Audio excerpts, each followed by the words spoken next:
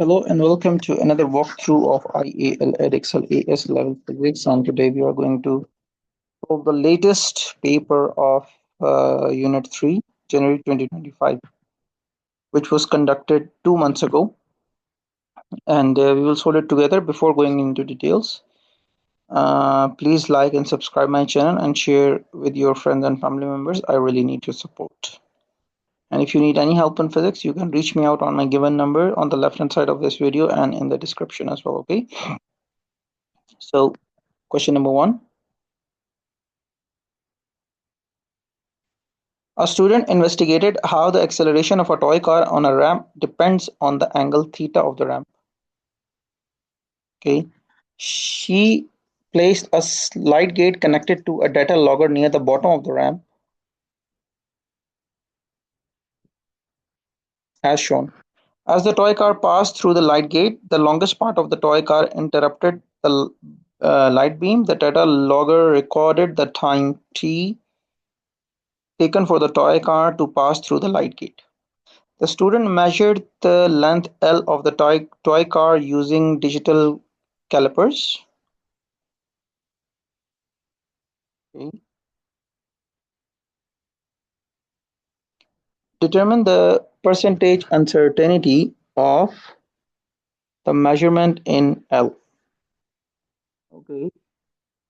So in order to find the percentage uncertainty in the measurement 75.6, what we need to do, first of all, we need to find the resolution. So number one step is to find resolution. And what is the resolution? Make all these numbers 0 and take the minimum out of it, so it's 0.1 mm. Okay, that is your resolution. Then you need to find the uncertainty, not percentage uncertainty. Uncertainty is half of the resolution, which is 0.1 divided by 2 equals 0.05. Okay, then you need to find percentage uncertainty. So percentage uncertainty is uncertainty divided by measurement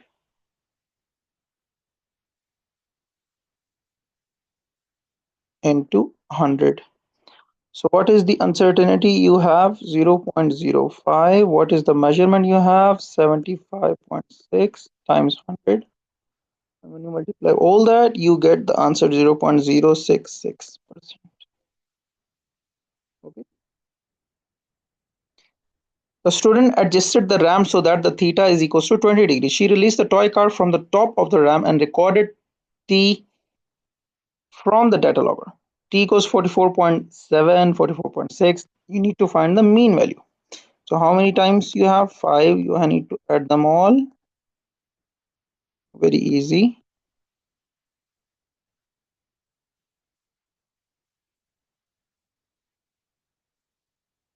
And divided by 5. And your answer is 44.78.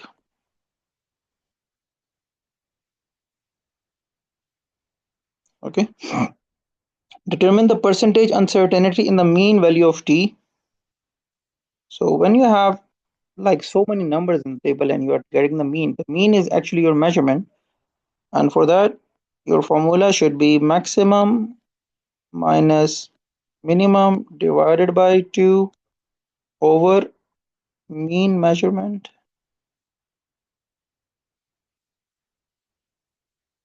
into 100. Okay, so what is the maximum value you have? 45.2. What is the minimum value you have? 44.5 divided by 2. Mean value is 44.78. So the answer is 0.78%. Describe a method the student could use to determine the acceleration A of the toy car. Okay. So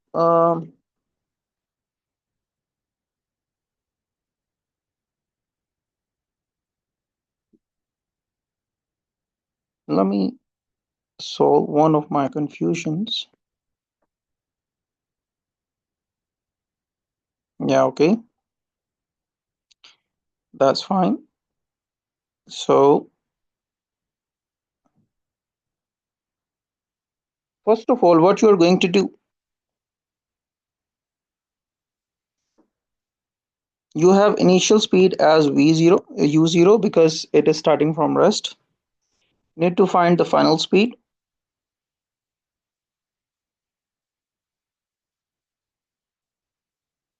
and in order to find final speed, what you need to do, in order to do it, you have a data logger. Data logger is kind of a stopwatch which will tells you the speed from here, and when it enters here, it detects time, right? Time that it reached here, and from here to here, the distance you will measure with meter rule. So when you have this distance as when you have this time from the data logger, you can find the final speed. Okay. In order to do it, use time given by data logger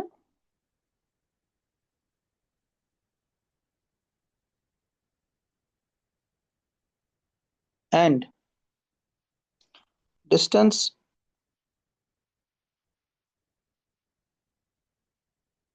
measured by meter rule. Okay, finally you can use v square minus u square equals 2as to find the acceleration as v square minus u square over 2s. Okay.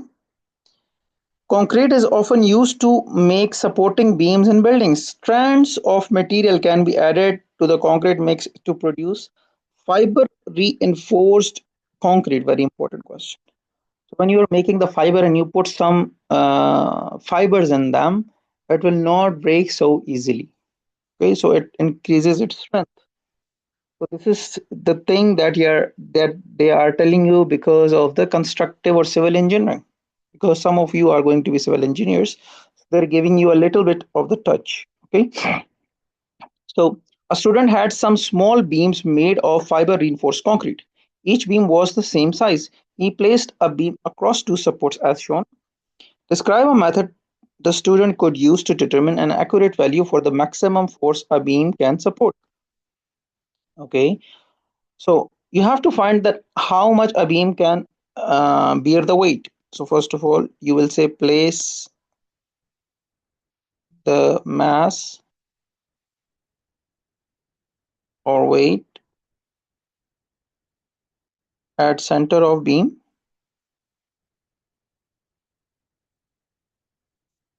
Okay, and then second, increase the weight and at regular intervals. Okay, increase the weight at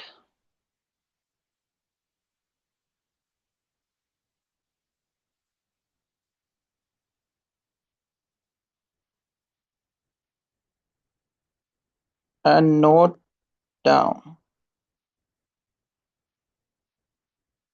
Then third,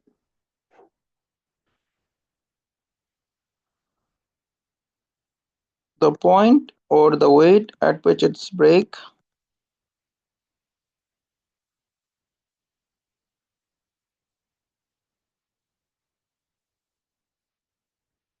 is the maximum force a beam can support. Okay, so now you will not do it one time, you have to do repeated experiments, repeated measurements. Repeat this experiment and repeat this experiment for new beams, for new and same beams, and take the mean breaking force.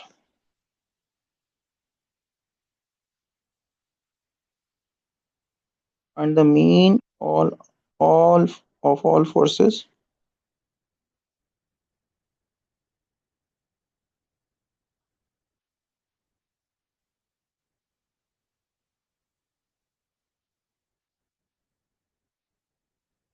to find the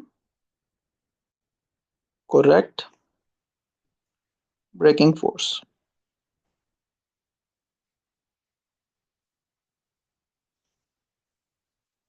Okay, so identify a health and safety issue with your method and how the issue may be dealt with. So one safety precaution is the beam can break and fall on feet, and in order to avoid that, what you can do, wear safety shoes. Okay,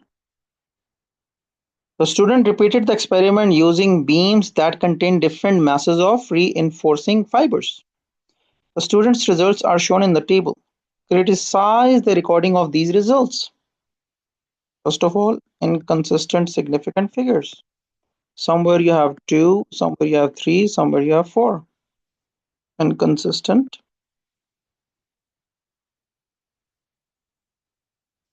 significant figures or decimal places. And the second is, you have told that you have mentioned in your answer in point number 4 that in order to find the correct force, you have to repeat the experiment to find the mean force. So what do you see here? Here you see he has not did any multiple readings of the forces, right? He didn't do like F1, F2, F3, and then mean F. He's not doing like that. So you will say that the mean force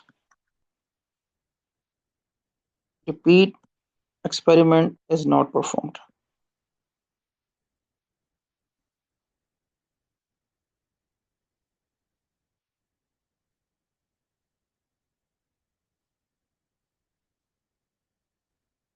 To calculate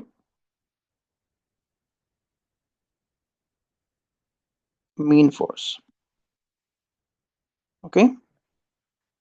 The student concluded that the increase in maximum force was proportional to the mass of fiber in the beam. Explain how the student could justify this conclusion. You can easily make a plot versus force and fiber.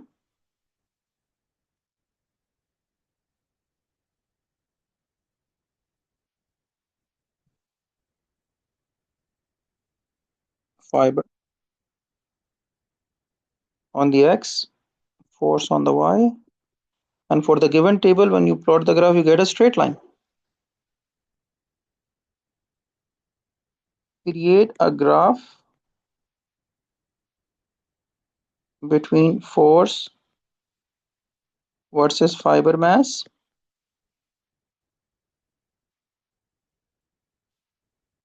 and the gradient will show you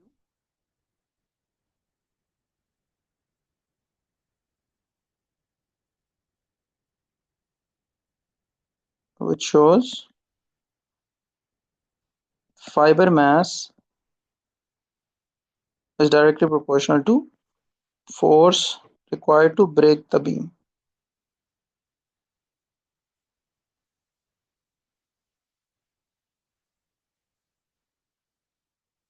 Okay. 3. A student investigated how the change in the position of the sun in the sky affects the power output of the solar panels. She fixed a small solar panel at an angle theta to the horizontal. She used a lamp with an adjustable stand to act as the sun, as shown. By changing the angle theta, she modeled the change in the position of the sun in the sky. One of the solar cells in the solar panel was connected onto a circuit.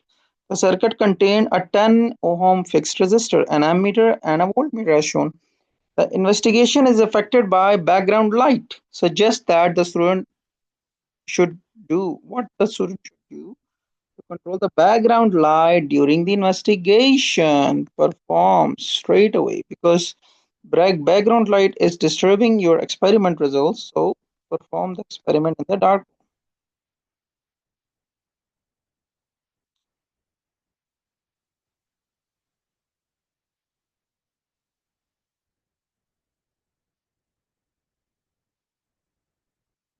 Okay, so just two other variables the student should control during this investigation. So you see, if you supply more power, maybe it is giving you more intense light because intensity is equals to power over area, right? And the second one is you can reduce this distance, and when you decrease this distance, you can have more light incident on the solar panel, right? So one is power supply, control intensity.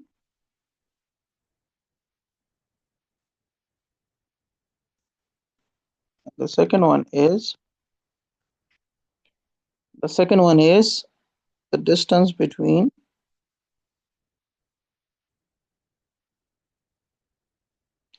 solar panel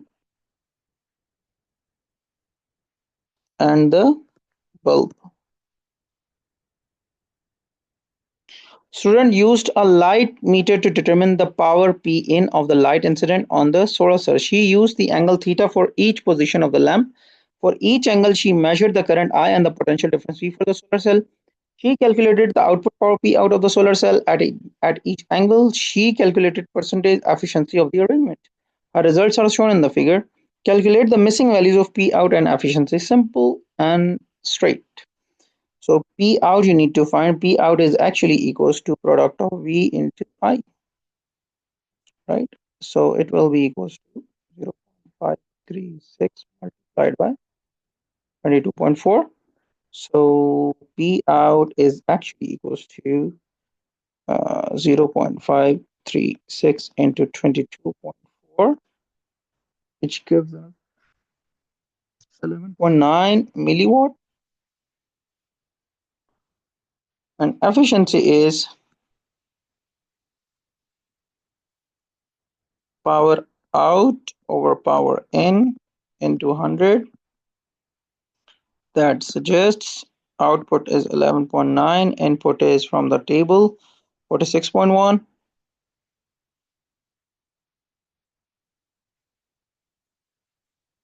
Okay,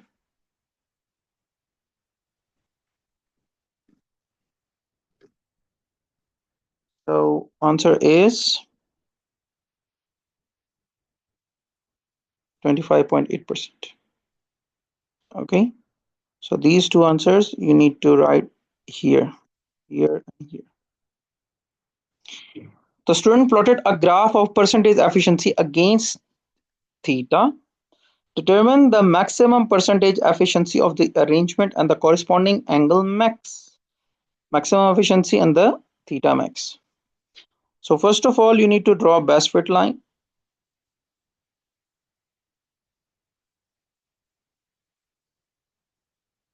Okay, and the best fit line is falling here,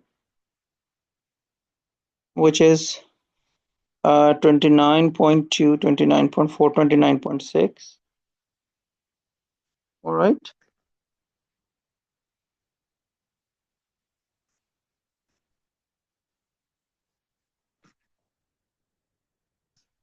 And it is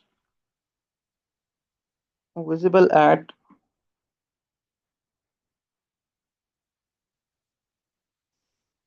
theta equals 55, right? So you will write the maximum efficiency as 29.6%. Okay, and maximum angle is 55 degrees.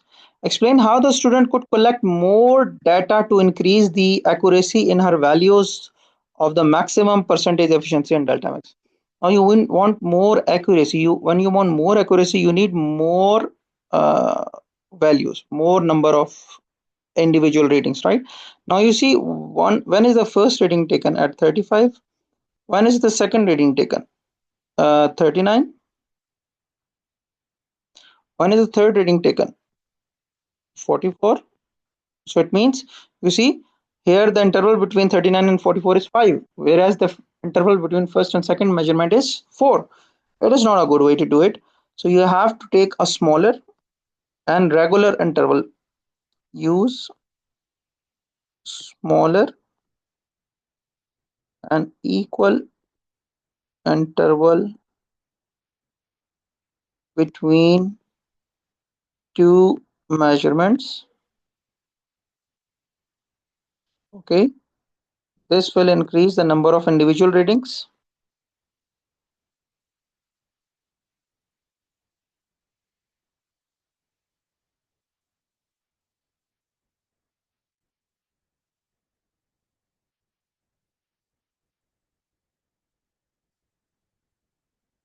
This will increase the individual number of readings. All right.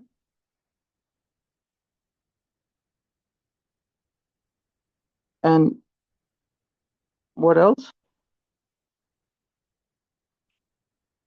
Best fit line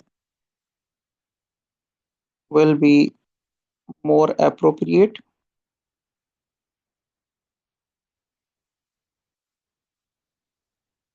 and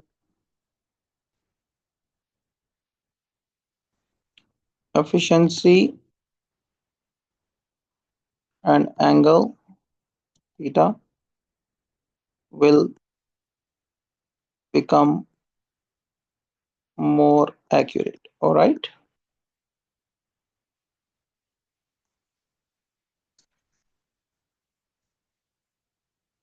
Okay. So D part. The student moved the lamp vertically in her investigation. During the day, the sun moves vertically and horizontally across the sky.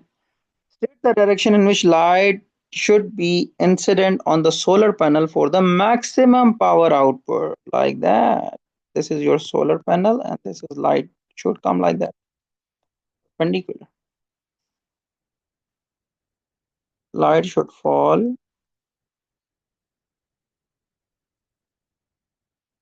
at 90 degree to the solar panel.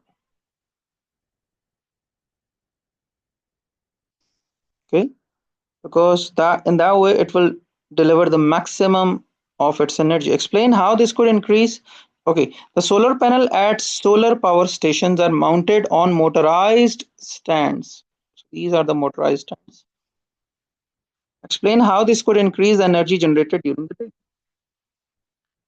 So during the day, the sun is changing its position in the sky.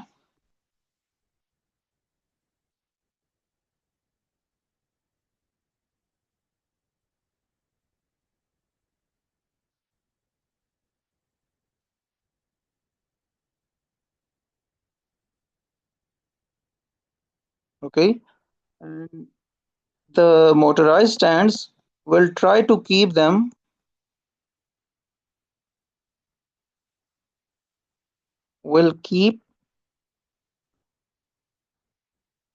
solar panels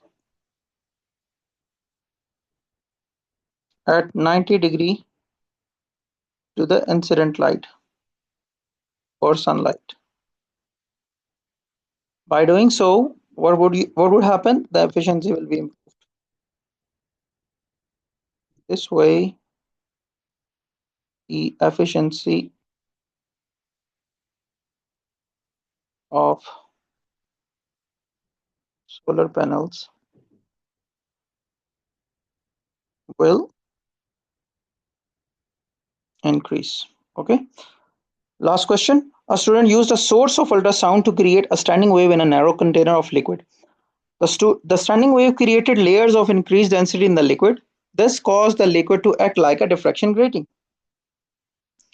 Okay. The student directed a beam of light from a laser through the container. This produced a diffraction pattern on a screen as shown.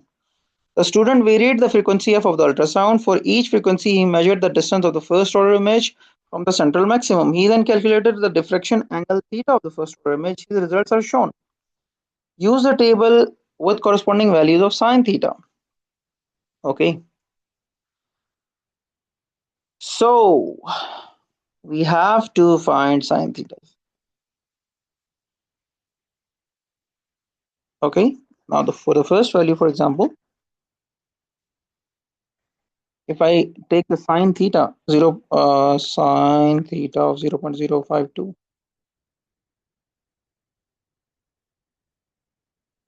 it comes 9.07. It comes 9.07 into 10 raised to the power minus 4. Okay. So whether you write into 10 raised to the power minus 3 or 4, it's up to you. I would prefer to write it as 0.907 into 10 raised to the power minus 3. Okay. And it is appropriate according to the mark scheme as well. So 0.908, my apology. Okay. And then we have the same readings and we will reach 1.57, 18.5, 24.1, 29.7, and 37.0. All these are like readings of the sine theta, and make sure that your readings are consistent with in terms of decimal places and significant figures. We have completed the table. Plot a graph of f on the y-axis and sine theta on the x-axis on the grid opposite. All right. So here you have sine theta into 10 raised to the power minus 3. Here you have frequency which is in megahertz. Okay. Now it is very important for you to remember the tricks to gain marks in these kind of questions. One of my student has just got 1 mark, only 1 mark. Why? Because he didn't utilize the full area of the paper. He made the graph like that. So he left this place blank and he took some values inappropriate. So make sure you use the maximum area of the available graph. So on the y-axis, how many frequencies you have from 2.1 all the way to 8.3. So which graph is suitable for this case? I think the graph which is suitable for this case is from 0.0 to 9, right? So you start 0 and then 1, 2, 3, 4, 5, 6, 7, 8, and 9. Okay. But this is not giving us the right values, I believe.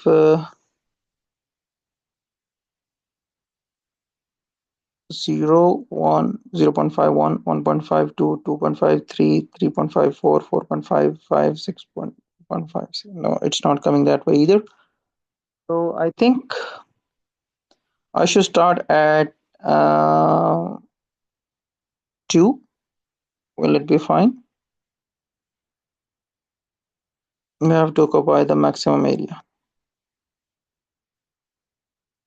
Okay.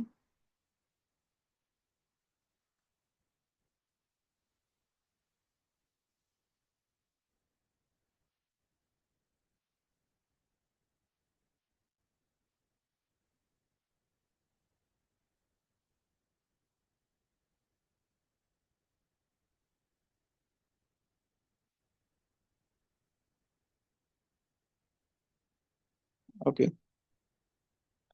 So let's say 2, 2.5. What values we have again? 2.5. Okay. Yeah, that's fine. 2, 2.5, 3, 3.5, 4, 4.5, 5, 5.5, 6, 6.5, 7, 7.5, 8. No, still we are missing something. So how to make this one? Let's see in the mark scheme.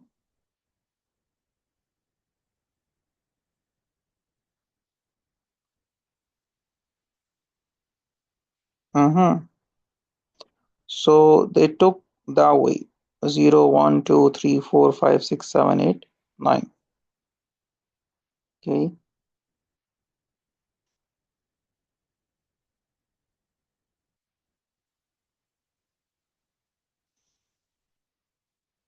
But I'm not sure why they're taking it in that way. Anyways, so let's take a graph like that way.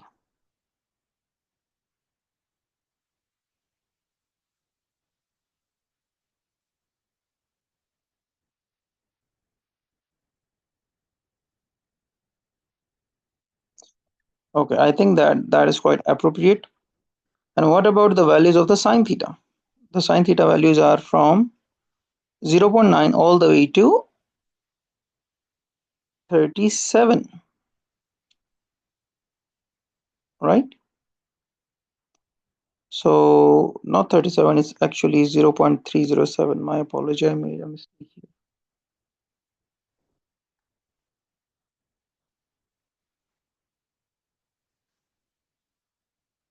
Sine theta value cannot be greater than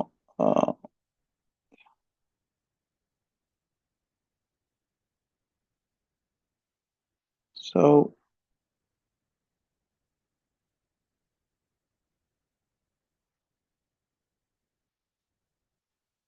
all of them are like this: 1.85, 2.41, 2.97,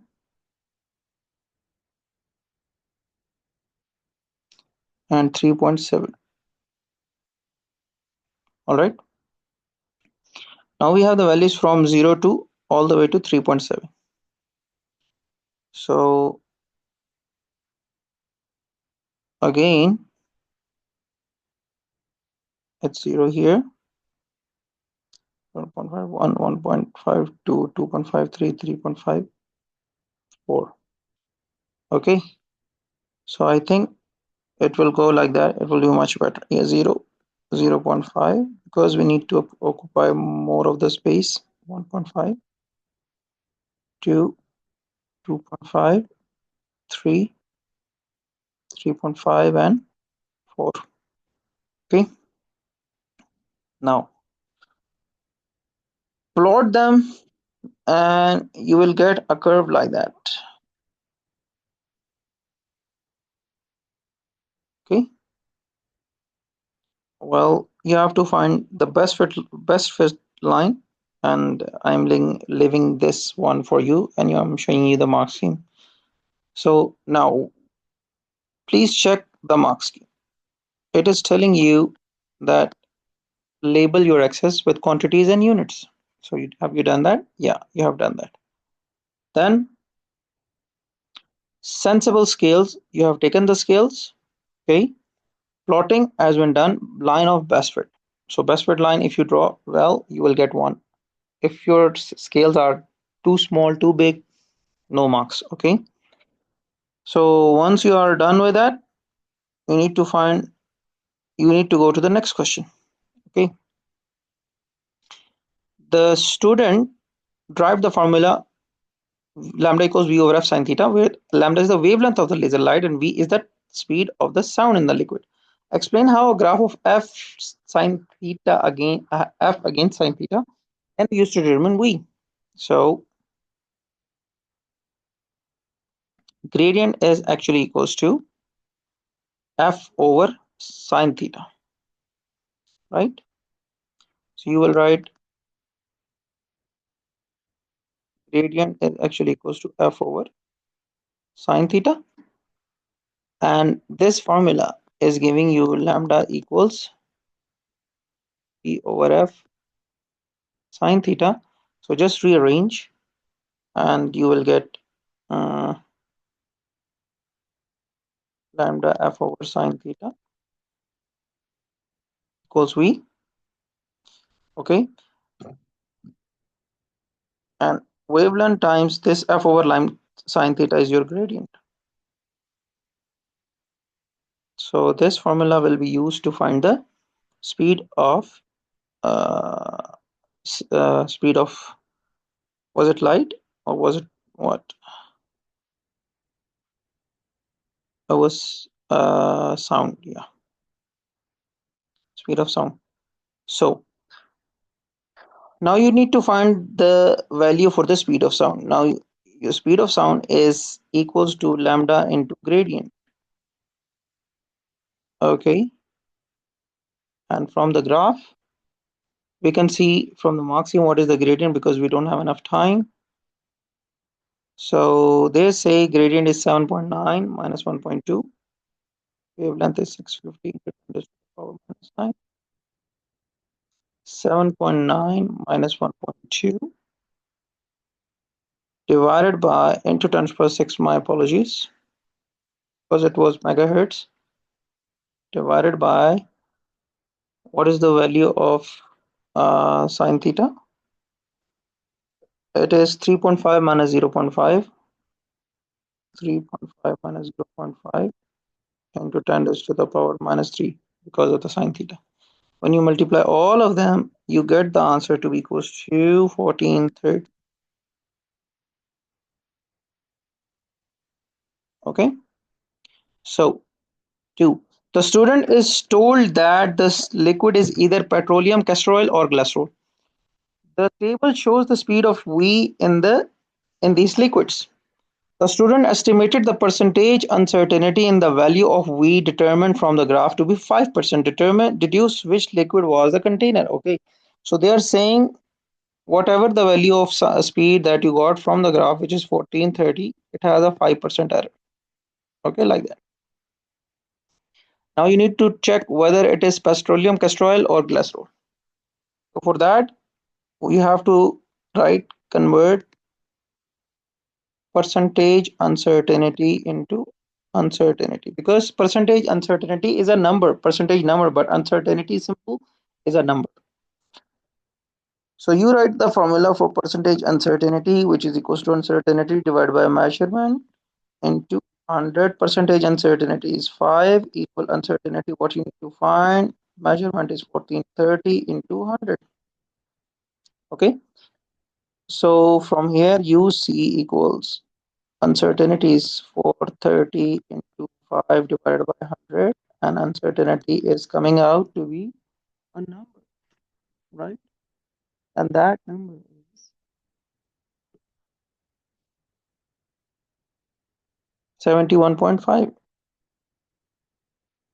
plus minus. So what is the lower limit of your speed? Lower limit means 1430 minus 71.5, so it gives you 1358.5 meter per second. And what is the upper limit?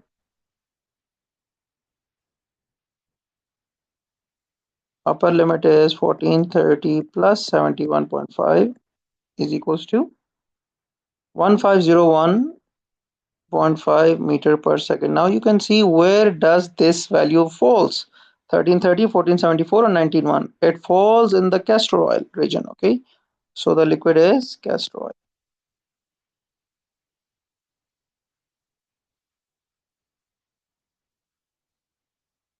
Okay, that is the end of paper. Thank you so much for being with me. Please like and subscribe my channel, and if you have any feedback, please do it in the comment section. And if you have any problem in physics, do let me know. I'll be very happy to help you out. God bless you. Take care, and best of luck with your exams. Take care. Goodbye. See you in the next video.